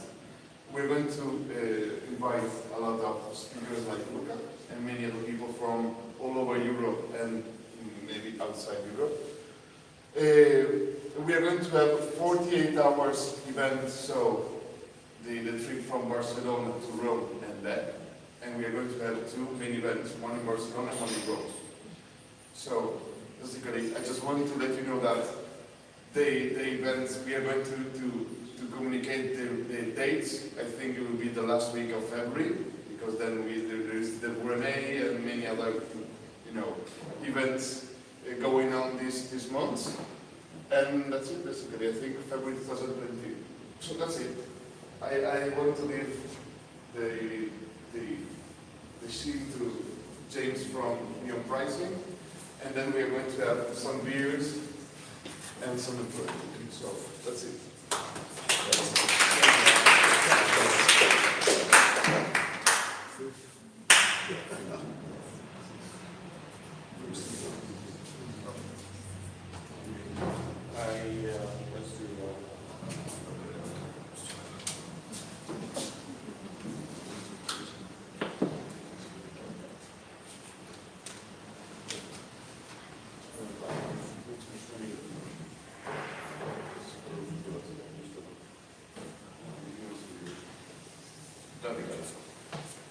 Do you want the microphone? No, can you guys hear me at the back?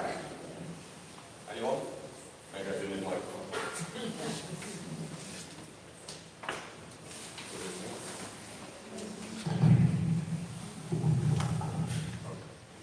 Hi everyone, can you hear me? Good. Before we jump in, thank you very much for the invite to speak with you guys today. Can I just have a quick show of hands from you guys, just a who's who? Who manages properties? 1, 2, 3. Okay. Who's from a technology company or background? Good mix. Okay, cool. My name's James. I'm the director for Europe, Middle East and Africa for Beyond Pricing. So my job is to continue our growth. We've been very US focused up until recently. We've just opened our office in Barcelona. And we have some technical issues.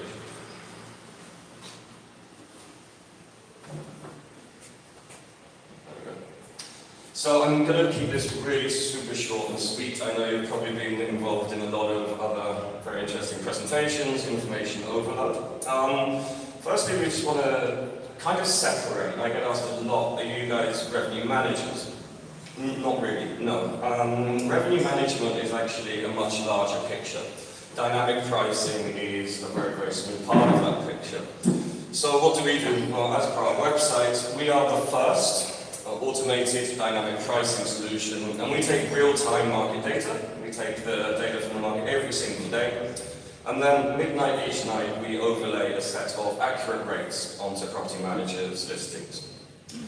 And they're designed to not only get a higher average daily rate, but actually to drive occupancy in low season, to get bookings that genuinely you may have missed out on if you weren't actually discounting at the right time of year, as well as increasing. And I'm going backwards. Cool. So, it's pretty obvious, high school, supply and demand. As demand changes, as supply changes, so should your pricing. It's that simple. But the thing with vacation rentals is it's not like hotels. We can't say, today we have 10,000 hotel rooms or hotel nights to be booked in Barcelona. The supply is volatile. It can change for events. We have hosts putting up properties for a conference, for example, or a festival. So if you haven't got the ability to read the supply side, actually just looking at the demand side is completely fruitless. And that's what we do. We take that data from the market every day.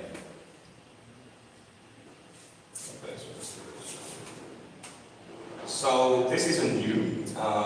You guys are affected by dynamic pricing all day, every time you book a hotel, airline, Uber, even some food delivery services charge more during peak hours.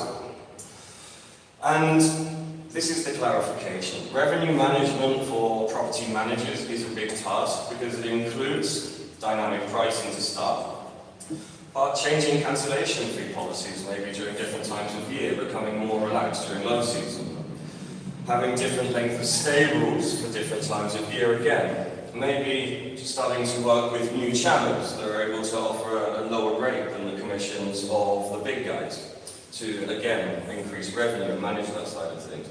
Offering promotions and marketing. But we only focus on one thing. We know it's a big job, and all we look at is dynamic pricing. So, from those few of you that do manage properties, put your hands in the air if you actually dynamically price your properties today. One. Oh, he's on planning. Oh, I'll give you that 50 euros a bit later. So, dynamic pricing, this is generally what people are doing today. Manually increasing or decreasing rates because they think they see changes, they feel, they use their emotions to decide on their rate. Or the worst one of all, from the property managers, who looks at their competitors' pricing to decide on their own? Good. Or a couple of... So the problem with, we can't rely on our competitors, and we'll look at why in a moment. We can't actually rely on hotels. Because if your competitor isn't pricing correctly, then, as our CEO loves to say, then you'll be copying from D-grade students. And it's not really a recipe for success. There's some old systems in the industry. I don't know if there's any Kigo users here, but they have a revenue management tool. And it's just rule-based. It can be very helpful, it can be a time saver, but it's not dynamic. It's not attached to the market. It would be, if I have 100 units and 80 of them are now occupied, I will increase the rates on the remaining 20 properties. However, that's retrospective. We may have just sold 80% of our inventory, but to a lower rate, and now we're making up for it with the remaining portion. And very few, part of our job here, is to encourage more to use a real data-driven size. Something giving you the supply and the demand side, and giving you accurate rates. So, I'm just going to take you with a quick look at how actually occupancy and demand changes across a few key European cities. Ask you a quick question about Edinburgh, if anyone's ever been there, and then we can, I guess, drink some beers. So, within our system, we like to give as much data as possible. If anyone uses a property management system, all of that data is already in there. We just visualize it in ways that are specific to your market. So this is quite a nice, easy one. We can see here we have some really pretty clear swings. So this is neighborhood occupancy, to explain, for last year in Palma de Mallorca. So coming up to February this year. Pretty easy to spot that we have a nice peak there. That would have been Easter. We can see quite clearly 2 shoulder seasons, and that their peak season, no surprise, is July through to September. We can also see, though, looking at New Year's Eve, that we have some secondary areas that we should really be paying close attention to. And again, coming into February as well, we can see that we have got some early or some low season travellers. But then let's move over to London, where life becomes a little bit more tricky. I mean, let's just go back so we can see the nice clear swings here. Who manages properties in a major city? Anybody? So this is what we have to deal with in London, for example. Analysing that data is a little bit more tricky, but again, it's actually, we can pick out some pretty obvious signs. So London is actually a New Year's Eve city. Should be sold out at New Year's Eve, and should be, well, anywhere near 90% is effectively sold out in the city. So we should be pre-planning, looking at those events, and keeping track of them automatically. Interestingly enough, through July and August, where a lot of London property managers feel is their high season, it's not. No one wants to be stuck on the London Underground during July or August, trust me. So actually what we can see here is that the day of the week swings are actually lower. People are travelling in July and August to London more for a week stay, for a longer length of stay, but they're certainly not coming in their masses. And then we can see September through to October is their high season. Barcelona, very similar. And again, many people think that their absolute high season in Barcelona is going to be July and August. Again, we can see that the length of stay is longer because we have less volatility between weekends and weekdays. But we can actually see that the real peak time to travel is September through to October. We can also see all of these events being picked out, like the Mobile World Congress, Sonar, Primavera, San Juan, all of the major festivals. So, pretty clear to see that different locations need different sets of data to be able to actively predict. Has anyone ever been to Edinburgh? If I'm going to ask those who have not already seen this slide, what is the biggest event in Edinburgh when we're looking at people's Airbnb pricing? Anyone got any good money? What's that? Good money? Tattoo? Fringe. That's the answer I was looking for. So, that's a Fringe Festival. Okay, so this is people's pricing, this is people's perceived idea of how much revenue they should be, or what they should be charging for their units in the centre of Edinburgh. Let me just draw your attention to New Year's down here as well. So they are peaking their pricing, but not really quite as much. So now what I'm going to do is flip over to the occupancy charts that we were looking at. Can anyone spot Fringe Festival in there? I can't quite see it. It's there. So people are pricing, and you are very, very correct. People are pricing for a perceived event, thinking that this festival, it's a nightmare for those of you that live in Barcelona. We have the Mobile World Congress, the city feels like it's on standstill, you can't get a taxi, there's private cars everywhere. You would imagine that's going to be our sellout event. No, more people come for New Year's Eve. I don't know why it's boring here for New Year's Eve, but they do. And in Edinburgh we can see the same. So just to really show you the scale of perceived pricing and why we don't copy from these students, well, this is exactly why. Everyone's so focused on one event that actually there's more money to be made with higher occupancy rates in New Year's Eve. So that leads us down to the last couple of slides. Maybe if we look at hotels, that might help. But it really doesn't. Hotel pricing is, between you and I, unsophisticated. We all think to look at the hotels and think they will have the up-to-date modern systems. Only 1 in 10 hotels today uses a modern dynamic pricing system that's linked to market data. So although they're a great sign for where we should be looking at events, we certainly can't be copying them. So we can't copy our competitors and we can't copy hotels. So then we just need to fall back on accurate data. In Rome, they're peaking for New Year's Eve at an incredibly high rate. But actually, if we look at Rome occupancy, there are a couple of other standout events and standout times of the year where we can be asking in vacation rentals for exactly the same rate as we do for our perceived big event being New Year's.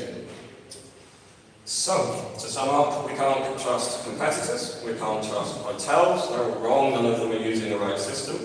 So what we like to do is partner with the major property management systems, Kigo, Guesty, Street, all of the ones in the US, BookingSync, to name a few hosts away, and provide you in your PMS as a property manager accurate, up-to-date rates that can take into account all of your events, your seasonalities, and understand that your day of the week factors. So, does anyone have any questions? About dynamic pricing, I came to the conclusion this is like the worst job in the world because there's never proof that you got it right. I mean, you suggest a price, right, and then it's sold, and then maybe you sold at the best price possible, and the owners will tell you, well, you could have sold more, or if you don't sell, they say, why didn't you sell, right? Absolutely. How would you deal with that? Sure, so the power is all in the data again. That's why historical is really important to us. So when we're bringing on properties, you have your properties yourself, we'd actually just very simply look at what you achieved last year, occupancy and average daily rate. Well, if you've got 100% occupancy, then we want to tell you to increase that daily rate. 100% means you've undersold the property. So we base it on historical, but yes, you're very correct. You're never going to know. Well, something's only worth what someone's willing to pay for it. But if you sold that 1 week in Barcelona and that Barcelona property for 2,000 euros more this year than you did at the same time last, then you'll know that by dynamically pricing, we've retrieved a good booking. Alternatively, maybe we're getting bookings that you didn't receive. So low season bookings at a lower rate for a longer length of stay. Maybe it's just a booking that would never have come in whatsoever. So on the surface it seems quite hard to quantify, but it's actually quite easy once we can dig into historical bookings and say, we've increased your length of stay, we gave you an average daily rate that was 10% higher. And generally speaking, those who manage their pricing, they'll know immediately, and this is the biggest challenge we have with some, is you are never going to get that higher rate for this season, for this event, for this day. We ask them just wait. Just sit back, wait, and when it does come in, sometimes you actually surprise property managers, which goes to say, hosts and property managers often limit themselves by thinking they know the maximum available rate, because it's just the maximum that they charge. Our system doesn't have emotion, so it can quite easily go in on data and ask for 3 times more. Ask you guys to sit back, relax, when the booking comes in, you'll be happy. So it's all done on data. Anyone else? So, like we discussed last night back in Sydney, that the prices had stayed level through Easter for next year. So, based on the occupancy that you can already see in the future, right, are you going to start bumping up the prices, even though everyone is available, but the nightly rate should be, Sure. 3 times the cost? It's a great question. So yes, absolutely. The system won't even identify it as Easter. It's not, we don't program in dates and say this is an event. We actually let the algorithm pick all of this up organically. So quite often the system is you'll see on your calendar, increased price due to a local event. So quite often the algorithm is picked up on the event, the surge in demand from all of the data sources, being vacation rental and hotel sites. We're picking up on that surge in demand before we know the name of that event. So we're not sitting there retrospectively programming them, the algorithm's picking it up, and then we'll sometimes have to go in and name them ourselves. Once we can find it, the algorithm actually knows about it before. Which is great, because a lot of events are one-off, or they change dates from year to year, like Easter for example. Yeah, but that means that some properties have been booked at a lower rate until that demand starts growing. Exactly, and this is one of the biggest changes that we find for property managers is, in Sydney, for example, your booking window should be around about 25 to 49 days, depending on the season. Now, if you're a property manager that likes their guaranteed cash flow of having a booking 1 year in advance, our advice is don't be that property manager. Let your competitors get booked up at a lower rate, and be the ones that are available in your prime booking window. Milan is 17 days, so it's really short. Property managers sitting with half of their inventory open 17 days out. And that's one of the biggest changes that we have to sort of drive into people is just wait. Trust the algorithm, it will come to you. And can you say only change my rates 30 days in advance, that sort of thing? No, we overlay 12 months every night, but what you can say is, this The system's pretty good, so we say not to use too many customizations, but what you can do is overlay a rule to say if anyone's looking to book 230 days out, increase by 20%. So we're just driving people away from your listing, or if they're going to book it, it's going to be at a rate that's actually something that you're very happy with. But what we want them to do is actually not see your listing at all for 6 months out, 12 months out booking. We want them to see it in the 40-day window that is when people actually book at the right rate. Any other questions? Let's go to have one beer. Beer o'clock? Beer o'clock. Nice, my favorite time of day.